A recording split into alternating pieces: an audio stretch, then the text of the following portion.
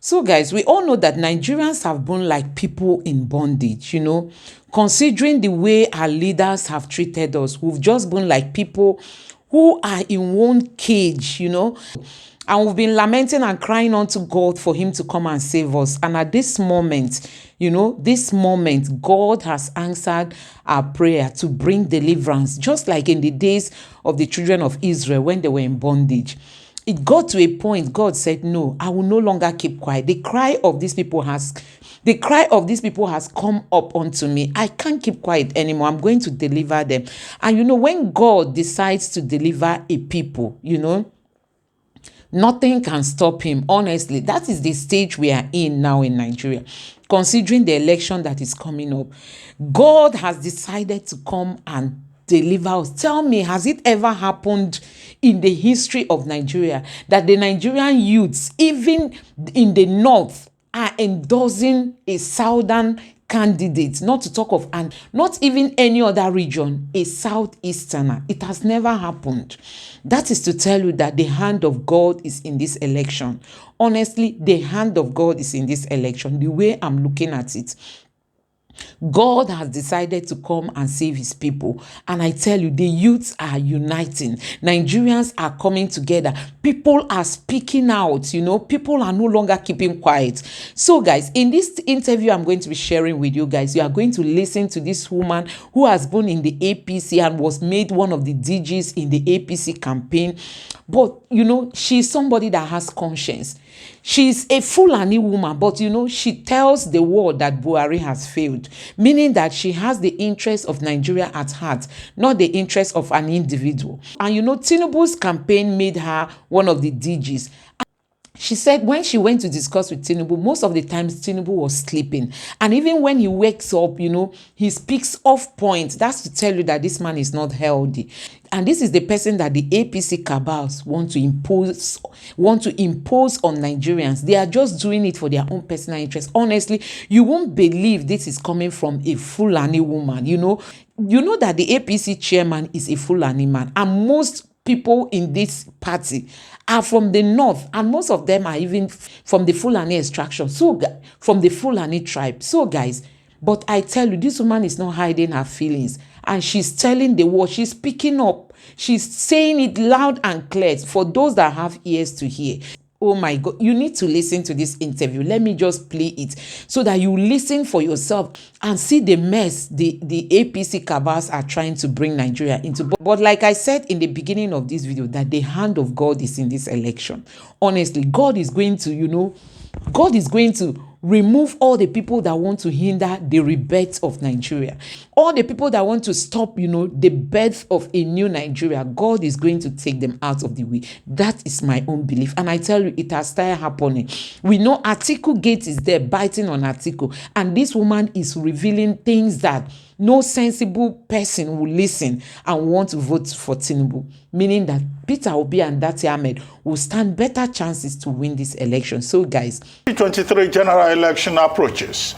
A former All Progressives Congress APC chieftain, Hajiya Najatu Muhammad, former director of the civil society organizations of the APC Presidential Campaign Council, has said that she will not repeat the mistake made on Buhari for Tinubu, the party's presidential candidate. Mohammed said the gaffes and blunders trailing Tinubu's campaign appearances were an indication of ill health and the fact that he was incapable of presiding over the affairs of the nation. But in a swift reaction, the Tinubu-Shettima Presidential Campaign Council has attacked Hajiya Najatu Muhammad, who resigned last week and has since decamped to the Atiku Abubakar campaign group, describing her as a mole in the APC presidential campaign.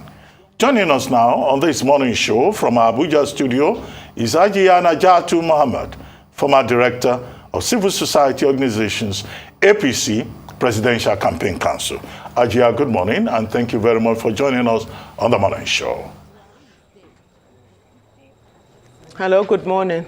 Good morning. Well, Hajiya Najatu Muhammad, do you accept your characterization as a mole in the APC? Because the APC is that you are a mole, and you have gone to where you came from?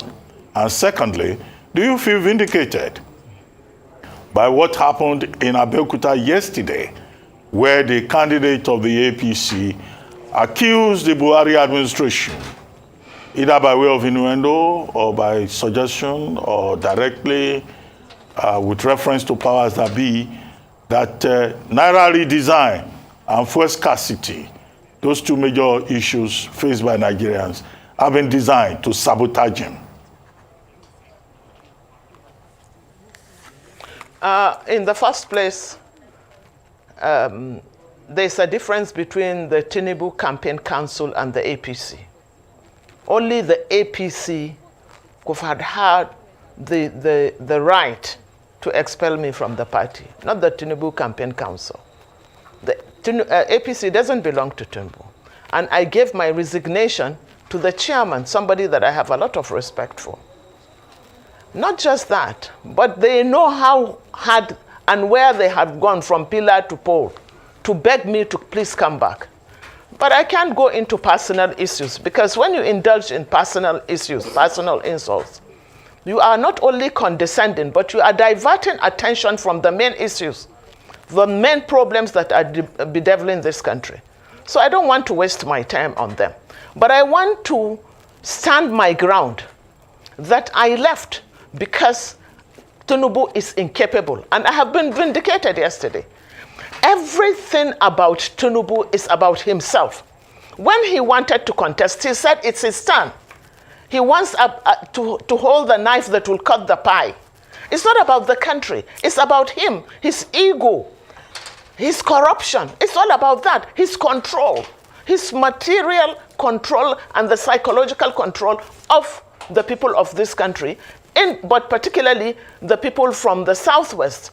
I have heard him when we were in ACN saying that when he sleeps, the Southwest sleeps. And when he wakes up, the Southwest wakes up. That is his mentality. It's like an emperor mentality, which is very wrong. However, to be very, very serious, when he begged me, and Falake begged me to go into the campaign council, I rejected. They know that. I didn't want to go into the campaign council, but they begged me. Tinubu, it's still ringing in my ear. In the name of Allah, Hajia, in the name of Allah, accept this appointment. I said, sir, I will not accept the appointment until you tell me what you have for us up north. He invited me to London. I went to London. I sat with him for 2 hours. Most of the time he was sleeping. I asked him what he had for us up north, because we have extremely serious security problems. He told me that he didn't have anything. I said, sir, you mean that you want to be president and you don't even have a blueprint? He said he doesn't have a blueprint. He doesn't have a blueprint according to him, because if I have a blueprint, I'm quoting him now, then I might be killed, and because I'll be stepping on too many toes. I said, sir, in that position that you are looking for, you don't think of death. You don't think of assassination. Anyway, that is gone. But I've been vindicated yesterday. Nigerians have been suffering for over a year for lack of fuel. And more Nigerians are going to suffer and are already suffering for the fact that they give a very short notice and make the new notes unavailable. So Nigeria now will have to resort to trade by barter. Tinubu did not say anything. All he's thinking of is the bullion VAM that has been made available for him to buy votes. I've been vindicated, alhamdulillah. All right, well thank you. And you know, sir, Please go ahead. All right, go Please ahead. Yes. Yeah, so what I'm trying to say is this. Nigerians should be focused. We have a very, very serious problem. Nigeria is at the brink, especially as it concerns security. You must have an enabling environment in order to do anything. So you cannot take someone that is virtually senile and another person that has been associated on several occasions with funding terrorism. That is Kashim Shettima. Kashim Shettima we should not forget Kabiru Sokoto.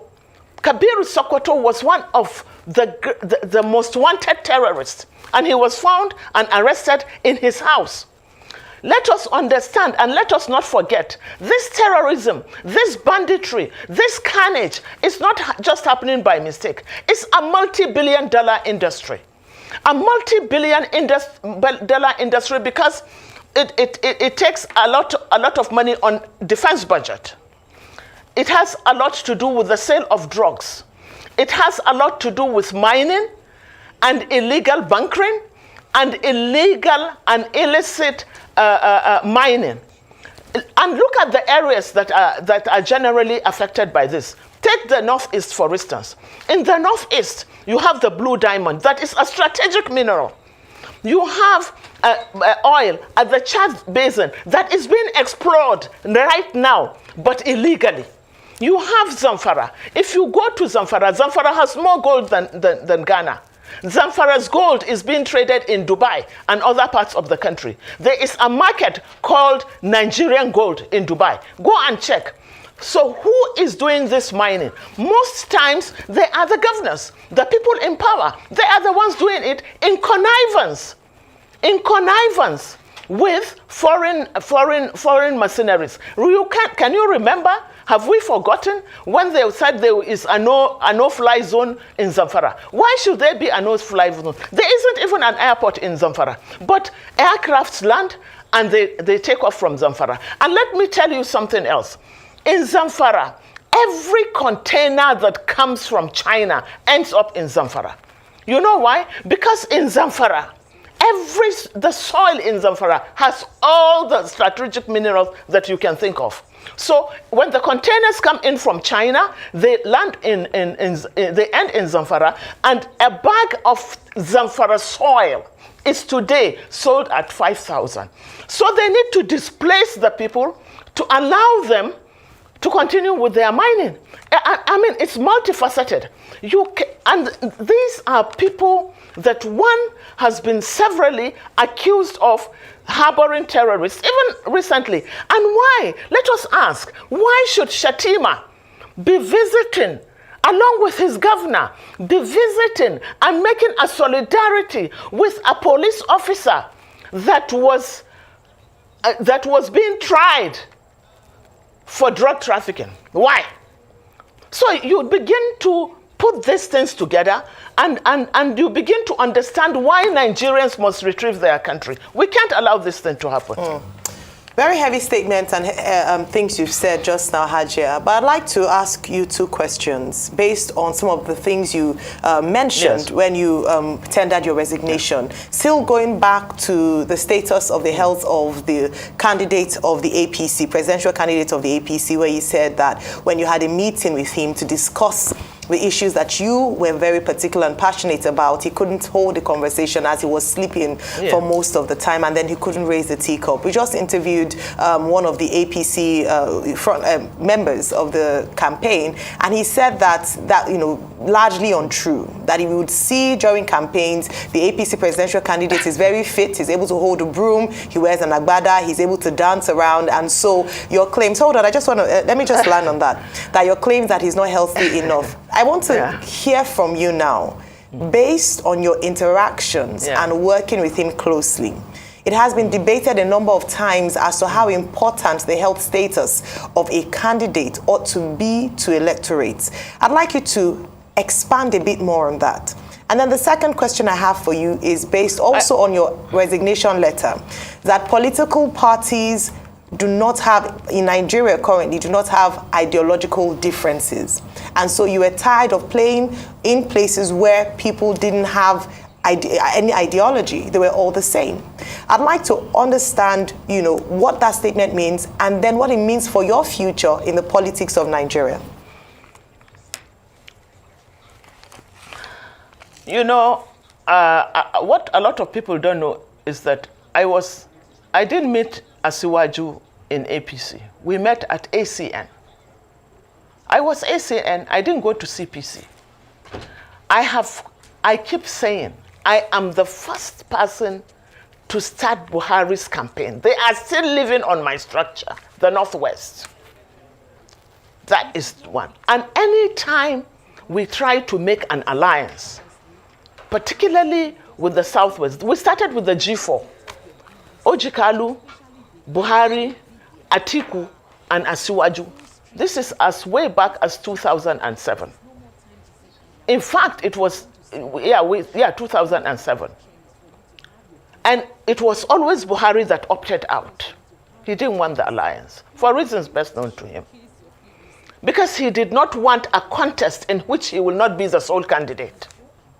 And he did not want a contest that people will not step down for him. So we did that once, we did that twice, we did that. On the third time, I said, I'm not going with Buhari because I'm not his slave. I decided to stay with the ACN. That was when I started my interaction with Asiwaju. And I know that on several occasions I had to hold the cup for him. So even then. And then everybody saw what happened when Asiwaju was given the flag. Our honorable chairman, or their honorable chairman now, Abdullah, had to help him to hold the flag. Everybody saw it. Cameras don't lie.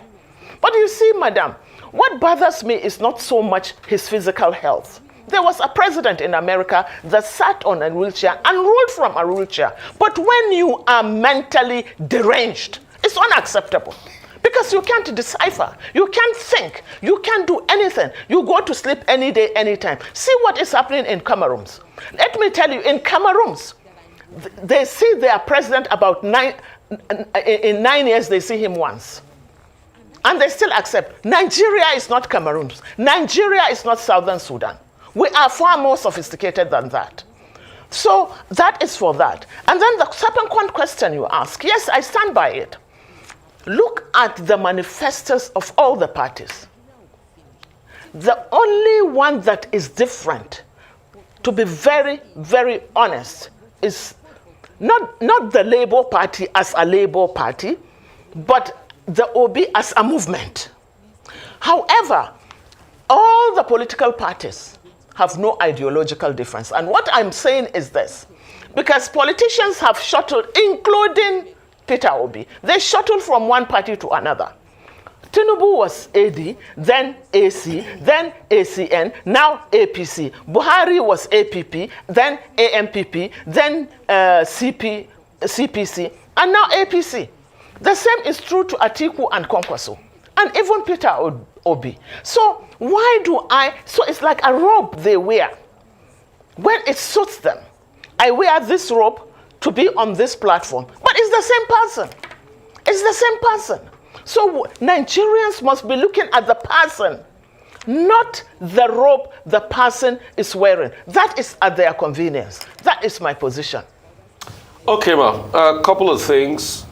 Some will argue and challenge that, yes, you say he's mentally deranged, prove it medically, you don't have his health records. That's what some will say to you frontally. Second, no, hang on a minute, ma. Please, let me just finish this assumption. Secondly, a lot of people will also argue with you when you say he says he's got nothing to do. He's got a manifesto out that talked about what he'll do as regards insecurity. Third, in one of your statements, you said Tinubu and Atiku are the devil at the deep blue sea, that you rather go to the deep blue sea in Atiku. Yeah. But he too carries a lot of his own baggages, which you are aware of, which has been spoken about.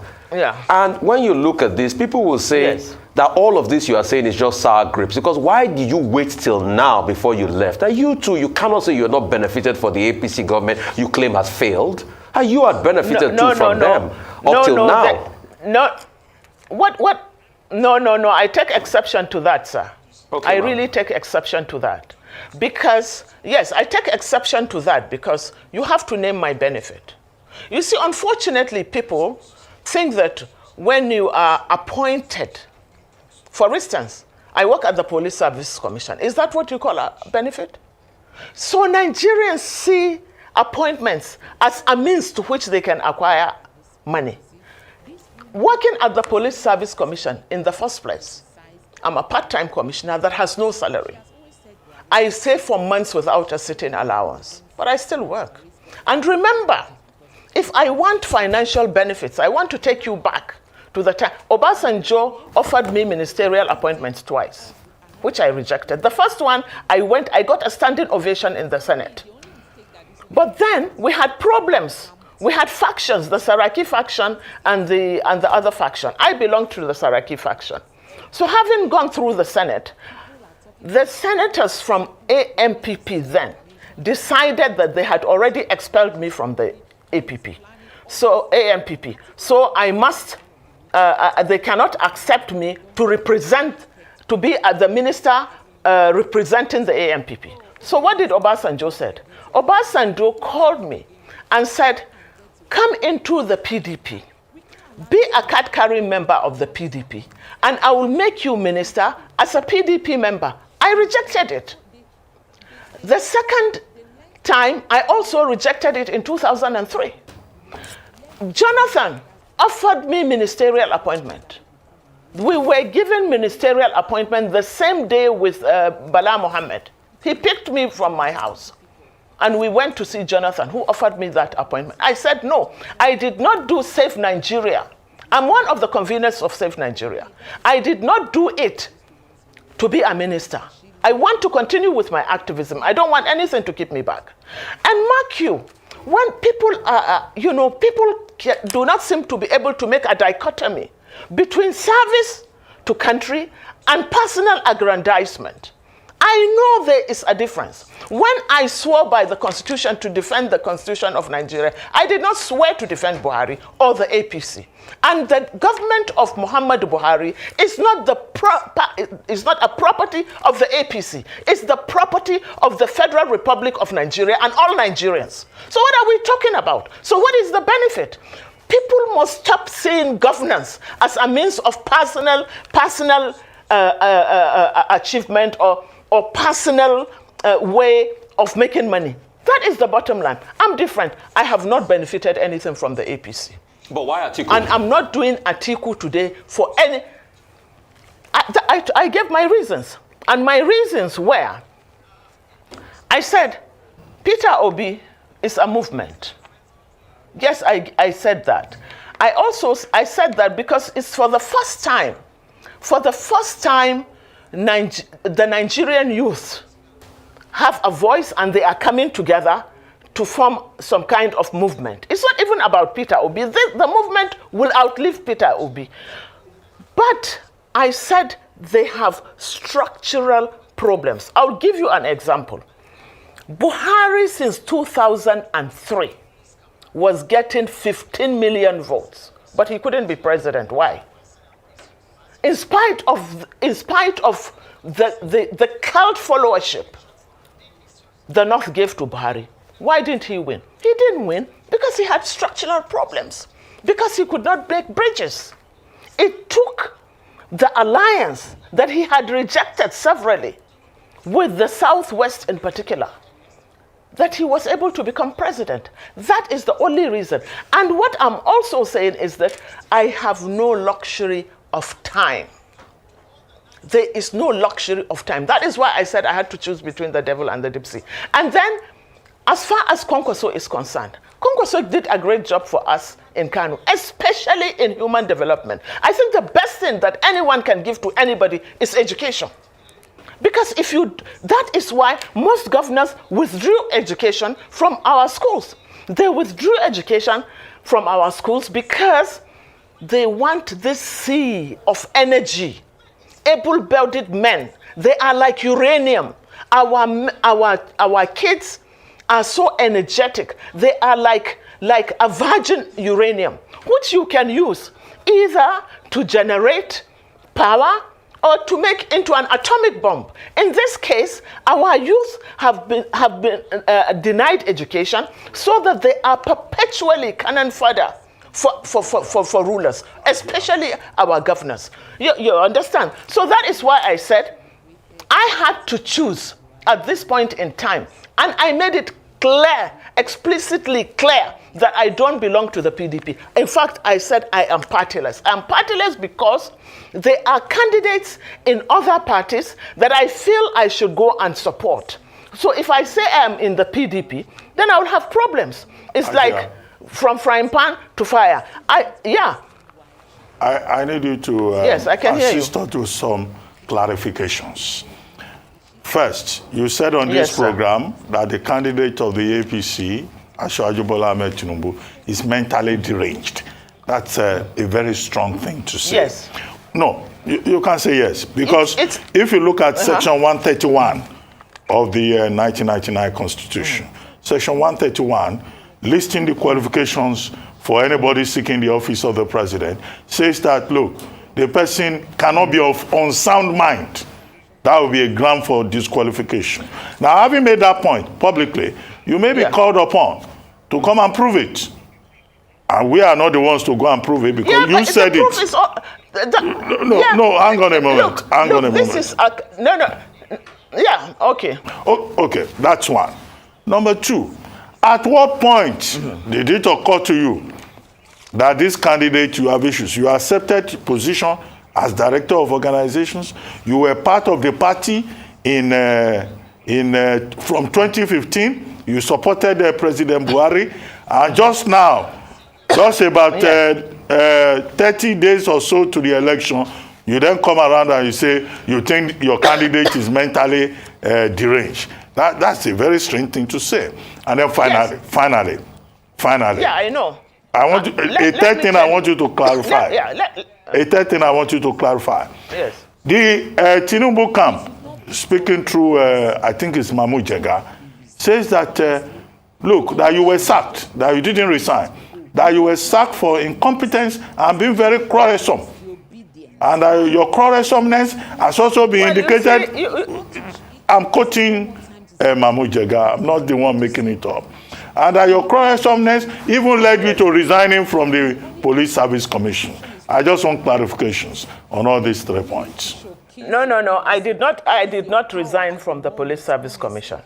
You see, it's really unfortunate. Mahmoud Jega should tell us who bought him a house recently in Abuja and why he joined that team. I'm just leaving that with him. However, let me answer your questions. You see, this is a country, unfortunately, that is bedeviled with so much corruption.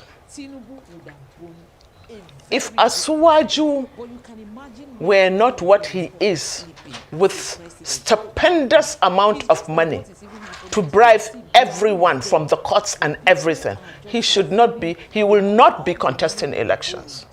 Because from his name to his school to his health, everything about him is based on lies, and nobody wants to prove that. Nobody wants to prove that because everyone is bribed to say what they want to say. However, Nigerians can see. They see him every day. The last clip I saw of him is calling Atiku the governor of Anambra State. For God's sake, what else do we need? We don't need a doctor to tell us that. We don't need a doctor when somebody is blah blah blahing. We don't need a doctor to say it. Look, people must understand that ill health, dementia, is a natural process of human being. It's nature. It's not as if it's his fault, but it's also not our fault. So we don't have to accept somebody that cannot decipher. That is the truth. You understand? So I am still insisting. And at what point did I resign? I told you from the beginning that I didn't want the appointment. He, Asiwaju, begged me. He begged me. He said, in the name of Allah. This was what he said. Let him deny it. I didn't want the appointment. I didn't want to be part of it. Look, I'm a businesswoman. I'm not a politician that makes money out of politics. Go and look at my history. If I want to make money out of this blood money, I would have made it long ago, but I don't want it. And he must, Asiwaju, okay, why is he not going into debates? Why is he not allowed to talk even in rallies? You know what they do in rallies now? What they do is say, let's dance. They start dancing. It's an insult to Nigerians. Even if it are lies, please lie to us. Lie to us about what you want to do. Why is he running away from debates? He's running away from everything. He went to Chatham House. He was asking others to answer questions for him. And Nigerians accept this. Why was he saying that? If he could answer, if he could think, if he can decipher, why is he allocating questions to other people? Are they the ones that Nigerians are going to vote for? I stand my ground. Yeah, I stand my ground.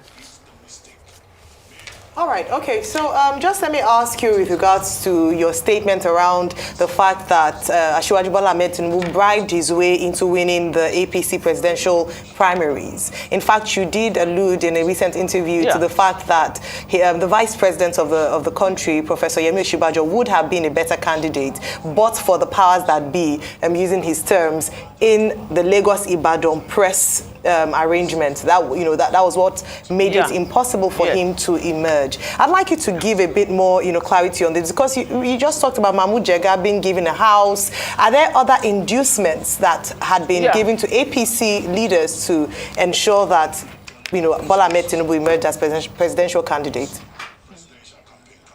You see, let me tell you about the fallacy of the Nigerian press and the generality of the Nigerian elites. Osibanjo, anytime Buhari, just one example, anytime Buhari leaves the country, the dollar collapses. Why? Osibanjo was given a few weeks, just a few weeks to run this country, and he put the country on the right track in terms of security, in terms of the finance. A very brilliant professor. If they really and honestly wanted a power shift to the southwest, is he not also Egba Omo Odudua? What is wrong with him? They refused because he could not share money. And let me tell you, I know, like from our candidates, our delegates from Kano, I can tell you that each ballot box, the name of Asiwaju was put on it. All you are paid to do is to go and put it in the box. It wasn't their choice. And we have seen clips of governors sharing money. Governors, such a disgrace. This is the first time that I know that governors do not even sponsor presidential campaigns. Normally, the governor sponsors the presidential campaign in his state. But this time around, it's Asiwaju that is doing it. Because everything about Asiwaju is about money. There is nothing like honor. For God's sake, what do we want? Can we continue to wallow in this? Can we continue to deceive ourselves? Who are we lying to? We are only lying to ourselves. We see these things. The truth has been written on the horizon. Why are we now turning the other eye? And not just that. As far as my so-called expulsion from the APC is concerned, what took them so long? They should have told the public before I resigned that they have kicked me out. But unfortunately, because they are so silly, they are saying after my resignation, they actually kicked me out. They have no respect for the psyche of Nigerians. They think that we are all a bunch of idiots. We are not. Okay. We can think. Okay. I took my time because they pleaded with me. I'm a Muslim. He said, in the name of Allah, please accept this appointment. I respect your stance. I said, sir, you have to give me a blueprint. He said, that doesn't have a blueprint. Okay. What is in a manifesto? I just told you that the manifesto of all the parties are the same. So what is in a manifesto? Okay. So I'd like to ask you the question based on what you said last.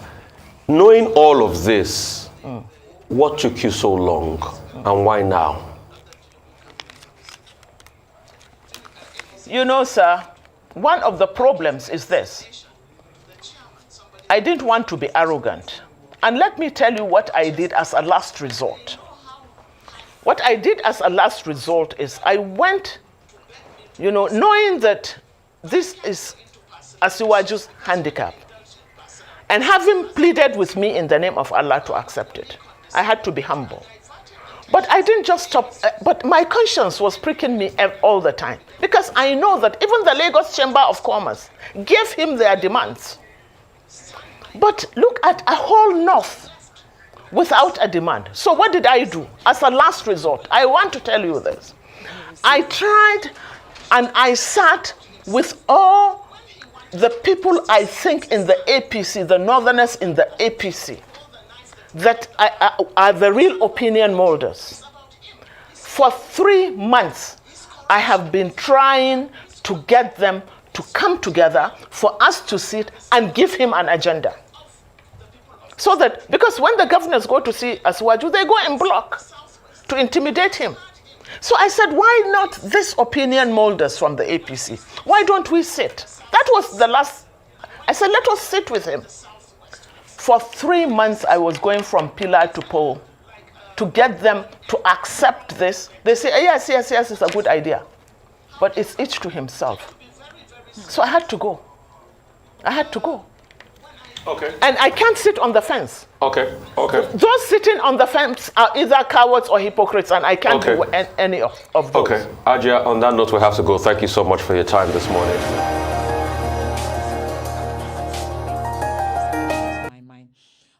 This woman said she regretted voting for Mr. If you've not picked up your PVC, honestly, election is just 30 days to go. You've not picked up your PVC, especially the youths, the Obidients. This is no more time to say, I am obedient. We want to see it by action. And the only action is for you to have your PVC.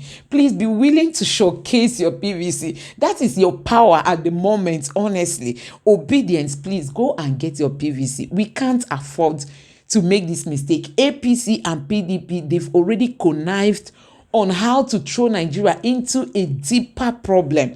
You can imagine. Look, for me, Tinubu would have been a very good president if he were to be younger. Honestly, Tinubu would have been a very good president. But you can imagine where Tinubu would be in his office sleeping as a president. What will be happening? It's just like what is even happening today. See, Buhari is there, but people are just siphoning the money, all the money that they borrowed, honestly. Nigerians, like somebody said, we have short memories. We do forget things easily. Do we know how much this government has borrowed? It has ended up into people's hands. But go and listen to the interview this woman granted to AIT last night. She told the world that people who were selling pure water today that are in Buhari's government have become millionaires because they've siphoned all the money. And that is why Peter Obi is telling us that when he comes, he's going to block all the leakages. And we want to vote Mr. Peter Obi. Most of us have not gotten our PVC. Please go and get your PVC. We can't afford to have this happen again in our country, to vote in the wrong people. Nigeria will be finished. Tinubu would have been a good president if he were to be younger. But considering his age, it means that we are voting. A vote for Tinubu is a vote for Shetima. A vote for Shetima. You know where that will land us into. So guys, please pick up your PVCs and don't forget that you are not going to be going to vote alone. Take your people along. Take your family, take your siblings, take everybody, your kinsmen. Encourage people. Check out those that have not gotten their PVC. Check out for those that have not gotten their PVCs who will be voting for Mr. Peter Obi. In case you've gotten your own, please encourage them to do so. Everybody, obedience, everybody should pick up his or her own PVC. The deadline is closed. The deadline, I think, is on the 29th of January. Is the deadline. Today is 27th. Obedience, please go and get your PVC and let us make this country another Dubai. Thank you and God bless you. Please, if you're an obedient out there, don't forget to subscribe to my channel. Turn on the notification bell. Give this video a like so that YouTube can recommend it to others. And let me know what you think in the comment section below. Thank you and God bless you. Bye.